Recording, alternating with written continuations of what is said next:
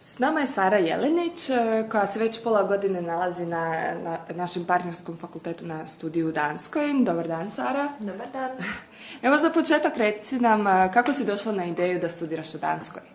Dakle, išla sam na više sajmova obrazovanja u inozemstvu, gdje sam se informirala općenito o fakultetima u inozemstvu i nisam imala neki cilj u koju državu bih ja išla. Ali onda sam pričala osobno sa predstavnikom jednog fakulteta iz Danske i to mi je bilo jako zanimljivo i onda sam se počela još malo više informirati i prijateljica najbolja iz srednje škole mi je također živjela gore, tako da sam od nje također saznala neke korisne informacije. I reci nam koji je fakultet i program u pitanju? Zealand Institute of Business and Technology ili Erhvervsskole na danskom. Studiram marketing management u Roskilde, u gradu koji je udaljen 20 minuta od Kopenhagena. Pa super. Živiš li sama ili imaš cimericu? Živim sa najboljom prijateljicom iz Hrvatske i jako se dobro slažemo i svakome bi preporučila da si nađe nekog cimera, dakle da ne živi sam. S obzirom da je jako teško naći stan u Danskoj, ako želite živjeti sami prije ćete živjeti u sobi nego u stanu. I to će vas zapravo ispasti jako puno skuplje nego da dijelite stan sa nekim. I lakše vam je dijeliti troškove, upoznati ljude, organizirati aktivnosti i tako dalje. A reci nam kakav je bio cijeli proces prijave, odlaska, cijela ta procedura, kako je to sve teklo?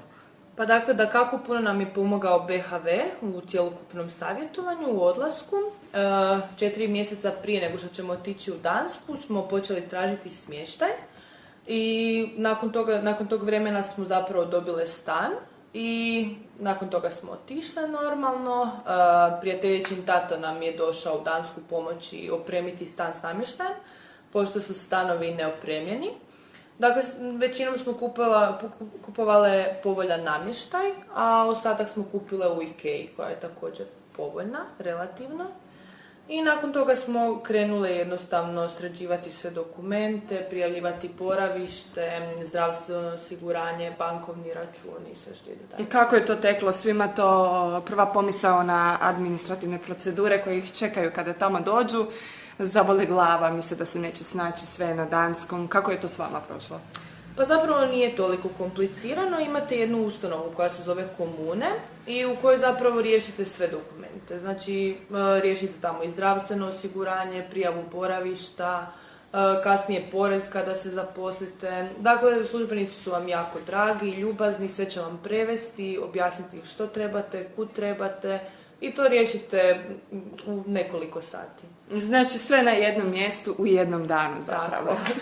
A osim toga i na fakultetu u uvodnim danima imate isto nekakvu pomoć vezanu uz to. Tako je, imamo pomoć, obično prvi tjedan i tjedan upoznavanja gdje se svi skupa upoznajemo i gdje nas zapravo uvode sa danskim sistemom općenito i rada, te njihovih pravila države.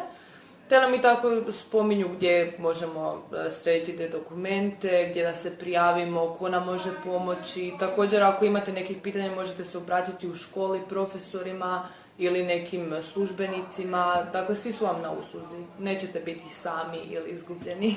Znači, Danci nisu tako hladni kao što izgledaju. Nisu. Super. A reci mi kako su izgledala uvodna predavanja? Koliko vas ima u grupi, kako je to sve skupa izgledalo? Pa dakle, u razredu nas ima oko 25 učenika i smješteni smo u grupe po 4-5 ljudi.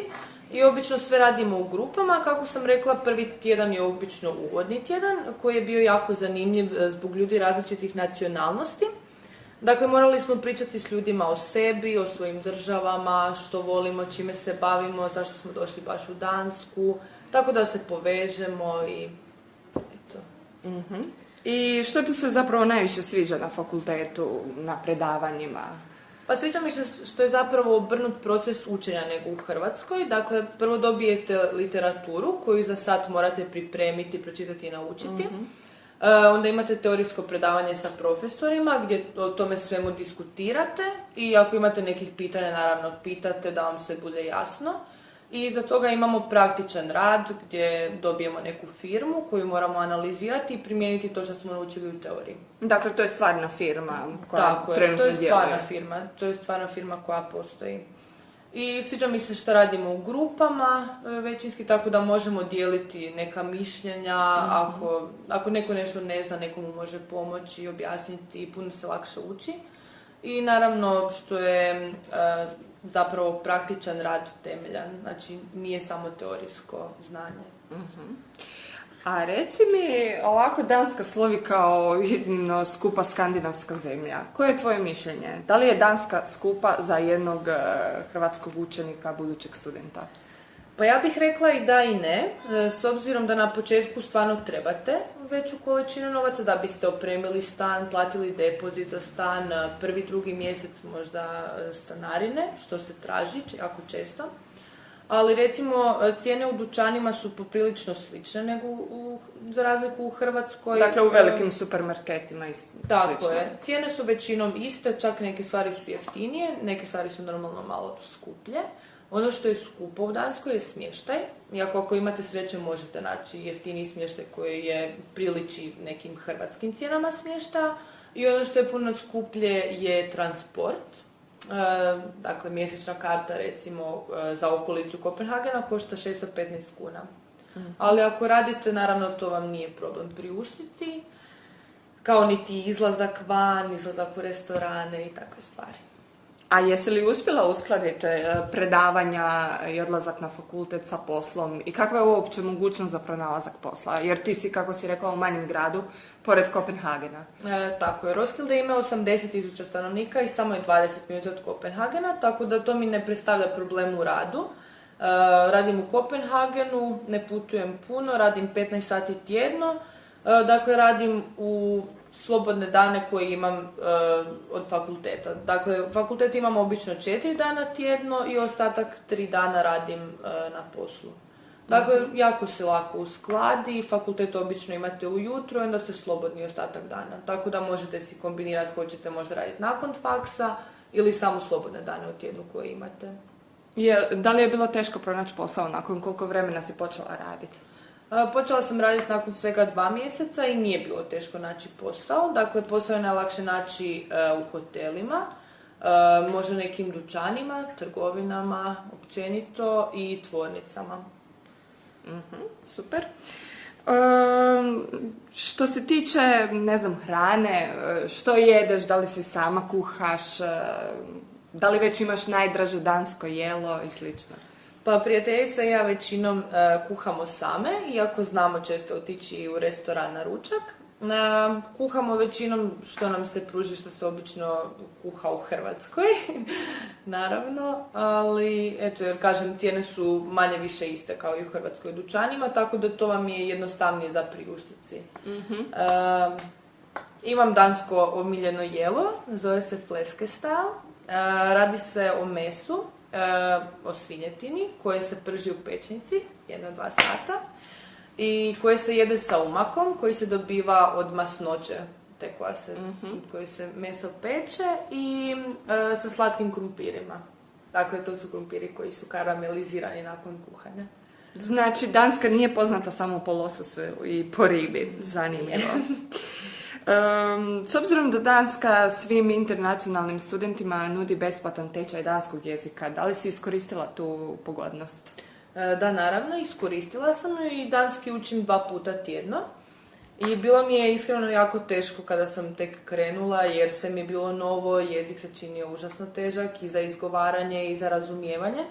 Ali onda mi se na ljeto pružila prilika da upišem summer school, koji sam pohađala 4 tjedna po 16 sati, koji mi je jako puno pomogao da jednostavno budem bolja i u pričanju i u razumijevanju danskog i čitanju. I sada bih trebala preskočiti jedan semestar, pošto sam toliko intenzivno išla sada na danski. Tako da ću, nadam se, krenuti uskoro na 3. modul umjesto na 2. od mogućih 4. Odlično, zbilja si vrijedna i marljiva i nada sve uporna. Evo, možeš nam nešto reći na danskom? Pa mogu probati. Mange kyssa fra kolde Danmark. Ok, i što to znači? To znači puno pusa i pozdrava iz hladne Danske. Jako simpatično. Što je sa izlascima, novim poznanstvima? Obično isto, osim što je općenito Danska glasi kao skupa zemlja, pogotovo su skupi i izlasci, odnosno luksuz koji si ne može svatko priuštiti. Da li ti, prijateljica, izlazite? Naravno, izlazimo prijateljici, ja sa ostalim prijateljima i sa fakulteta i sa danskog i koje smo upoznali preko prijatelja. Dakle, cijene jesu skupe za hrvatske standarde u barovima. Recimo, oni jako puno piju pivo, negdje u količinama koliko mi ispijamo kave, čak i više. Zanimljiva informacija. Da. Tako da svugdje možete popiti pivo, ne znam, možda boca piva, 0,5 vam se kreće od 35 kuna pa nadalje. Znači, dosta je skupo, ali kako kažem, kada radite, nije vam problem priuštiti takve luksuze. Tako da možete često izlaziti van, možete ići na razna događanja koja se organiziraju u gradu, često se organiziraju i partiji na ulicama, neka kulturološka druženja. Stvarno kažem, kada se zaposlite, a nije se teško zaposliti, stvarno vam nije problem to financirati. I ti naravno, s obzirom da si zaposlena, dobivaš i stipendiju od danske države. Tako je, dobivam stipendiju svaki mjesec. Dakle, moglo bi se reći da imaš mjesečna primanja veća od prosječne hrvatske plaće. Tako je. Jako dobro.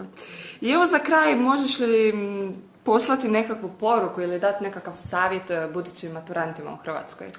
Pa definitivno bi im savjetovala da jednostavno prouče dansku i ako treba mogu se također meni javiti za neka pitanja, neke nedoumice što ih zanima općenito o životu tamo. Svakako bi im preporučila da se prijave i da odu u Dansku. Ljudi, nemate šta izgubiti i uvijek se možete vratiti. I ali neće se vratiti. Da, i nećete požaliti definitivno. Znači ti definitivno nisi požalila? Nisam, ni malo. Super. Evo, Sara, puno ti hvala na ovom kratkom, ugodnom razgovoru. Želimo ti puno sreće u daljnjem akademskom razvoju i naravno građenju života i karijere u Danskoj ili možda negdje drugdje u svijetu. Hvala.